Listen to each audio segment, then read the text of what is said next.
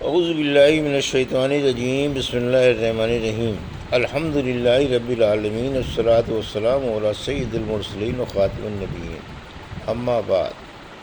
صحیح بخاری، باب کتاب المغازی، حدیث نمبر 3975، اردو ترجمہ۔ ہم سے احمد بن محمد نے بیان کیا، ہم سے عبداللہ بن مبارک نے بیان کیا، انہیں حشام بن عروہ نے خبر دی، انہیں ان کے والد نے کہ رسول اللہ صلی اللہ علیہ وسلم کے صحابہ نے زبیر رضی اللہ عنہ سے یرموک کی جنگ میں کہا، آپ حملہ کرتے ہو تو ہم بھی آپ کے ساتھ حملہ کرتے۔ انہوں نے کہا کہ اگر میں نے ان پر زور کا حملہ کر دیا تو پھر تم لوگ پیچھے رہ جاؤ گے۔ سب بولے کہ ہم ایسا نہیں کریں گے۔ چنانچہ زبیر رضی اللہ عنہ نے دشمن رومی فوج پر حملہ کیا اور ان کی صفوں کو چیرتے ہوئے آگے نکل گئے۔ اس وقت ان کے ساتھ کوئی ایک بھی مسلمان نہیں رہا۔ پھر مسلمان فوج کی طرف آنے لگے تو رومیوں نے ان کے گھوڑے کی لگام پکڑ لی اور مونڈے پر 2 کاری زخم لگائے۔ جو زخم بدر کی لڑائی کے موقع پر ان کو لگا تھا وہ ان دونوں زخموں کے درمیان میں پڑ گیا تھا۔ عروہ بن زبیر نے بیان کیا کہ جب میں چھوٹا تھا تو ان زخموں میں اپنی انگلیاں ڈال کر کھیلا کرتا تھا۔ عروہ نے بیان کیا کہ یرموک کی لڑائی کے موقع پر عبداللہ بن زبیر بھی ان کے ساتھ گئے تھے۔ اس وقت ان کی عمر کل 10 سال کی تھی، اس لیے ان کو ایک گھوڑے پر سوار کر کے ایک صاحب کی حفاظت میں دے دیا گیا۔ حدیث نمبر 2976، اردو ترجمہ۔ مجھ سے عبداللہ بن محمد نے بیان کیا، کہا انہوں نے روح بن عبادہ سے سنا، کہا ہم سے سعید بن ابی عروبہ نے بیان کیا، ان سے قتادہ نے بیان کیا کہ انس بن مالک رضی اللہ عنہ نے کہا، ہم سے ابو طلحہ رضی اللہ عنہ نے بیان کیا کہ بدر کی لڑائی میں رسول اللہ صلی اللہ علیہ وسلم کے حکم سے قریش کے 24 مقتول سردار بدر کے ایک بہت ہی اندھیرے اور گندے کنویں میں پھینک دیے گئے۔ عادت مبارکہ تھی کہ جب دشمن پر غالب ہوتے تو میدان جنگ میں 3 دن تک قیام فرماتے۔ جنگ بدر کے خاتمے کے تیسرے دن آپ کے حکم سے آپ کی سواری پر کجاوا باندھا گیا اور آپ روانہ ہوئے۔ آپ صلی اللہ علیہ وسلم کے اصحاب بھی آپ کے ساتھ تھے۔ صحابہ نے کہا، غالباً آپ کی ضرورت کے لیے تشریف لے جا رہے ہیں، غالباً آپ کسی ضرورت کے لیے تشریف لے جا رہے ہیں۔ آخر آپ اس کنویں کے کنارے آ کر کھڑے ہو گئے اور کفار قریش کے مقتولین سرداروں کے نام ان کے باپ کے نام کے ساتھ لے کر آپ انہیں آواز دینے لگے کہ اے فلاں بن فلاں، اے فلاں بن فلاں، کیا آج تمہارے لیے یہ بات بہتر نہیں تھی کہ تم نے دنیا میں اللہ اور اس کے رسول کی اطاعت کی ہوتی؟ بے شک ہم سے ہمارے رب نے جو وعدہ کیا تھا وہ ہمیں پوری طرح حاصل ہو گیا، تو کیا تمہارے رب کا تمہارے متعلق جو وعدہ عذاب کا تھا وہ بھی تمہیں پوری طرح مل گیا؟ ابو طلحہ رضی اللہ عنہ نے بیان کیا کہ اس پر عمر رضی اللہ عنہ بول پڑے، یا رسول اللہ، آپ ان لاشوں سے کیوں خطاب فرما رہے ہیں جن میں کوئی جان نہیں ہے؟ حضور صلی اللہ علیہ وسلم نے فرمایا، اس ذات کی قسم جن کے ہاتھ میں میری جان ہے، جو کچھ میں کہہ رہا ہوں تم لوگ اس سے زیادہ اسے نہیں سن رہے ہو۔ قتادہ نے بیان کیا کہ اللہ تعالیٰ نے انہیں زندہ کر دیا تھا اس وقت تاکہ حضور صلی اللہ علیہ وسلم انہیں اپنی بات سنا دیں۔ ان کی توبیخ ذلت، نامرادی اور حسرت و ندامت کے لیے۔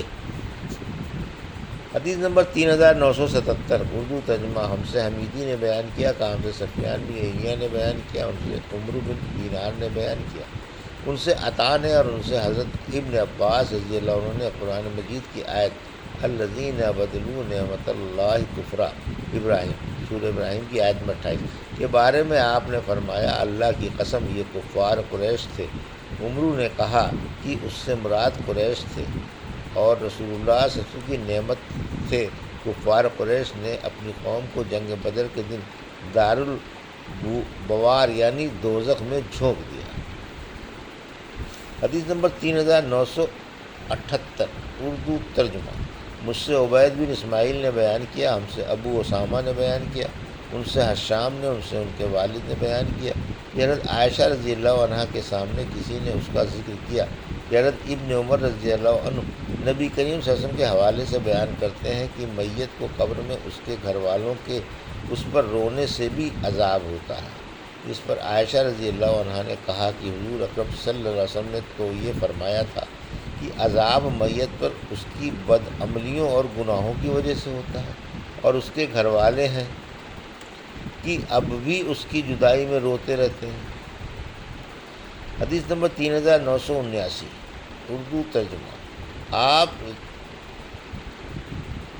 رضی اللہ عنہ کی نے کہا کہ اس کی مثال بالکل ایسی ہے جیسے رسول اللہ صلی اللہ علیہ وسلم بدر کے اس کنویں پر کھڑے ہو کر جس میں مشرکین کی لاشیں ڈال دی گئی تھیں، ان کے بارے میں فرمایا تھا کہ جو کچھ میں کہہ رہا ہوں یہ اسے سن رہے ہیں۔ تو آپ کے فرمانے کا مقصد یہ تھا کہ اب انہیں معلوم ہو گیا ہوگا کہ ان سے میں جو کچھ کہہ رہا تھا وہ حق تھا۔ پھر انہوں نے اس آیت کی تلاوت کی کہ آپ مردوں کو نہیں سنا سکتے، اور جو لوگ قبروں میں دفن ہو چکے ہیں انہیں آپ اپنی بات نہیں سنا سکتے۔ حضرت عائشہ رضی اللہ عنہ نے کہا کہ آپ ان مردوں کو نہیں سنا سکتے جو اپنا ٹھکانہ اب جہنم میں بنا چکے ہیں۔ حدیث نمبر 3980 اور 81، اردو ترجمہ۔ مجھ سے عثمان نے بیان کیا،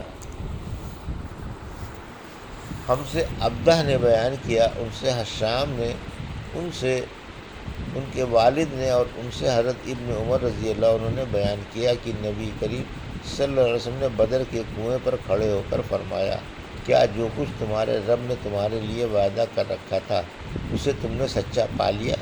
پھر آپ نے فرمایا، جو کچھ میں کہہ رہا ہوں یہ اب بھی اسے سن رہے ہیں۔ اس حدیث کا ذکر جب حضرت عائشہ رضی اللہ عنہ سے کیا گیا تو انہوں نے کہا کہ حضور صلی اللہ علیہ وسلم نے یہ فرمایا تھا کہ انہوں نے اب جان لیا ہوگا کہ جو کچھ میں نے ان سے کہا تھا وہ حق تھا۔ اس کے بعد انہوں نے یہ آیت بے شک آپ ان مردوں کو نہیں سنا سکتے پوری پڑھی۔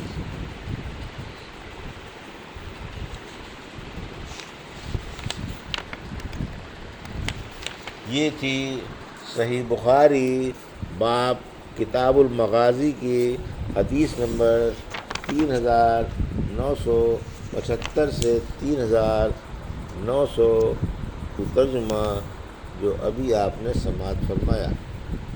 اللہ سے دعا ہے کہ اللہ میرے حدیثوں کی صحیح سمجھ عطا فرما اور ان پر عمل کرنے کی توفیق عطا فرما، آمین یا رب العالمین۔